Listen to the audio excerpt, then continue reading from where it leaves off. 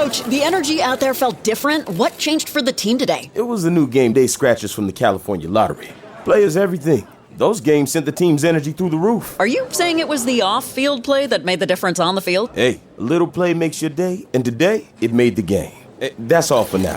Coach, one more question. Play the new Los Angeles Chargers, San Francisco 49ers, and Los Angeles Rams Scratchers from the California Lottery. A little play can make your day. Please play responsibly. Must be 18 years or older to purchase, play, or claim. This is Report to Wyoming. I'm Colby Fedor, and my guest today is Cyrus Western. He serves as the EPA Region 8 Administrator. He was appointed earlier this year by President Donald Trump, and he now leads the implementation of the administration's environmental agenda priorities in Wyoming, as well as Colorado, Utah, Montana, North and South Dakota, and with 28 federally recognized tribes. Western is a Sheridan County Republican who served as a state representative for 3 terms. When I called him this morning, he said he was in Denver, but he sure misses Wyoming, especially this time of year. He misses the fall and hunting season. The main reason for the call was so that I could talk to him a little bit more about new EPA requirements mandating that diesel trucks must provide substantial runtime or mileage before power is reduced, also known as Limp mode. Without further ado, here is the recording. Briefly, how did you end up in the Region 8 office? Yeah, so I served in the legislature in Cheyenne, and I was the majority whip in the House, and it was a great experience getting to serve in the legislature and participate in this really incredible process of doing the people's business, of making laws. And so I did that until last year, and then obviously President Trump won in 2024, and with any new administration, there's all these political positions across the federal government, whether it's the Department of Defense or the State Department or USDA, and in this case, the EPA. They have these regional administrators. There's 10 of them across the country, and the Region 8 administrator regulates most of the Rocky Mountain West. And so when this opportunity came up, I couldn't say no. And so it was really exciting to take this position and be a presidential nominee and work directly for the president. He's got an excellent agenda that's, I think, really in line with Wyoming and promoting extractive industries. I think getting regulation back in a reasonable and sensible place. So it was an opportunity that I could not pass up, and it's been a lot of work, but it's been a huge honor to work for the president. I'm sure you're still drinking from a fire hose, and there's lots to be done. What are some of the imminent changes that are your top priorities? Yeah. Well, I think Administrator Zeldin, who is the president's nominee to lead the EPA, he has his 5 pillars out. And one of those pillars, I think that's most relevant to your listeners and to Wyoming, is energy dominance and ensuring that we are in the driver's seat for our energy consumption, and that we are producing very affordable, very reliable energy, whether it's at the gas pump or at the utility level, and so that we are reducing the living costs for all Americans. And in Wyoming, energy production is something that we've been doing extremely well for many decades, whether that's oil and gas or whether that's coal. And so some of the regulatory rollbacks that Administrator Zeldin has initiated, I think, are right down the fairway for this administration, and certainly for Wyoming, and getting those regulations back in the right place, and kind of getting regulations out of the way and allowing Wyoming energy producers to do what they do best. And then for people who are not in that industry, just people driving their cars and using cars for work, what kind of changes are on the horizon for us?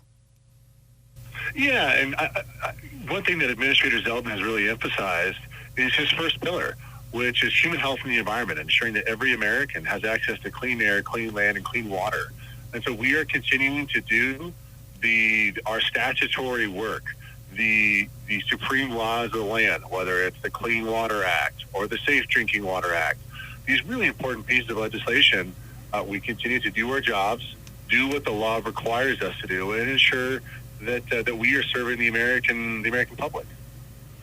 And then I want to shift to your role in the changes to diesel vehicles, and then particularly how it pertains to farmers and ranchers. Yeah, no, absolutely.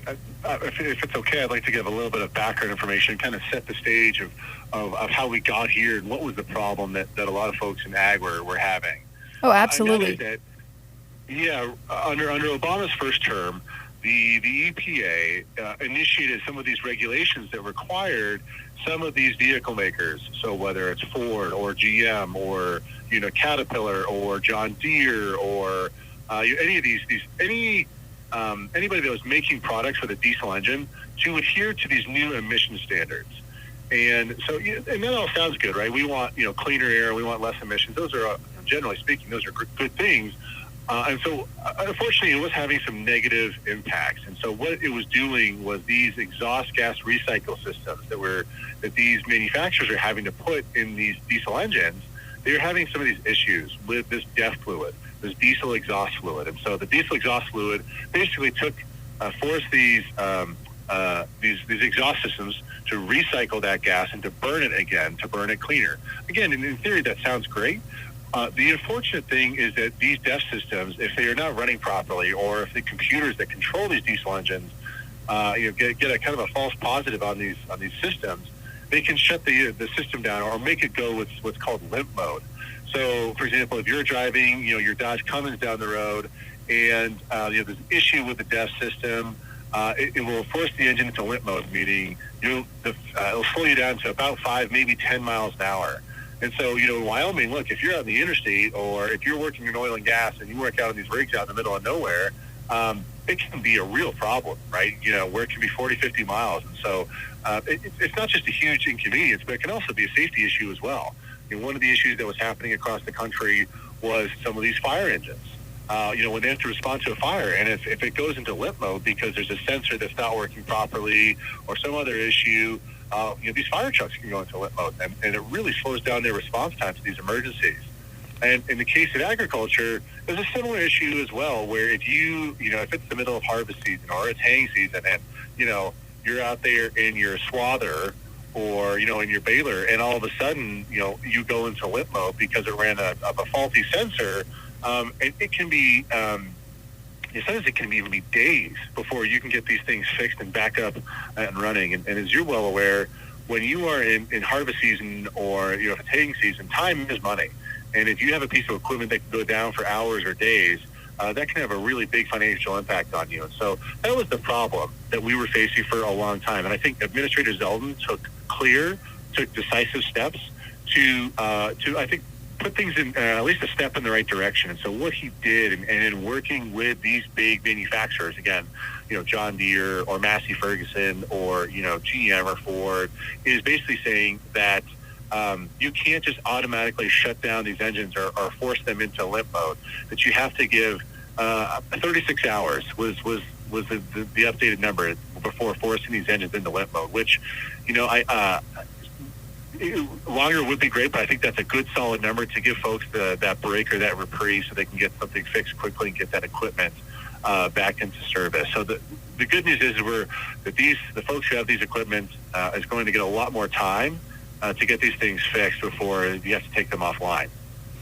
In terms of getting out in front of this thing, what's the timeline for you guys making the changes, and how do you do it? So this rulemaking was announced early last month, so it's been in effect, and so we are working with these big manufacturers to ensure that for the new model years, so for the 26, 27 model years, that they have this special programming to ensure that they don't immediately go into limp mode. And for folks, I think a follow-up question would be, well, that's good for the new models, but what about for folks who have an older and existing model? And so you can go into your dealerships and they have the ability to program those codes into this machinery, and so ensure that for these older year models that this is effective for them as well. And are there already people who have purchased models that have been upgraded with the old administration's agenda? There have been, and that's one of the things we're trying to communicate to these manufacturers and to the public, and saying, hey, you can take this into the dealership at no cost to you. Get the codes, these engine control module codes, get them upgraded to ensure that you get more time to fix some of these issues. Okay, just wanted to make sure I was understanding you correctly. And then in the future, those models, are they already manufacturing what you say, like up to code or whatever the new regulations are those already being manufactured, or is there a wait time on that? All those, I think it's model year 26, 27, those models, whether, again, it's a swather or whether it's a combine harvester or whatever it may be, those will have those updated codes. So if for whatever reason there is a faulty sensor in the diesel exhaust system or whatever it may be, it gives you quite a bit more time to get those fixed before going into limp mode. How is your office gauging public reception of all this? We're definitely paying attention, and thus far, the initial response has been that this is welcome news. I think folks, they'd like us to, there are additional steps they'd like us to take. First step in the right direction. I was talking to some farmers down here in Colorado in the Eastern Plains, and it was resoundingly positive that they had been in those situations where this machinery ran a fault code and they had to take it offline, and it really hurt them. And they said giving that extra day and a half or so will absolutely be helpful for when the situation arises again. It is definitely, like, farmers have expressed to me how hard it is feeding people, and it's a tough job. And I know that whenever there's something that maybe stifles their ability to do that job as efficiently as possible, definitely we hear about it, and there's a lot of grumbling. So I appreciate that you're doing your part to try to make it a little bit easier for farmers and ranchers. I'm curious, what all is Region 8 in charge of? Yeah, so really, if a lot of these large-scale industrial projects or industry activities, so power generation, right? Wyoming is a big power generation state. We've got Naughton, Jim Bridger, Dave Johnston, Laramie River Station. We produce a lot of megawatts, coal-fired and gas-fired megawatts, right? So those facilities generate emissions, and the EPA is one of the primary regulators. And very fortunately, the state of Wyoming has taken what's called primacy.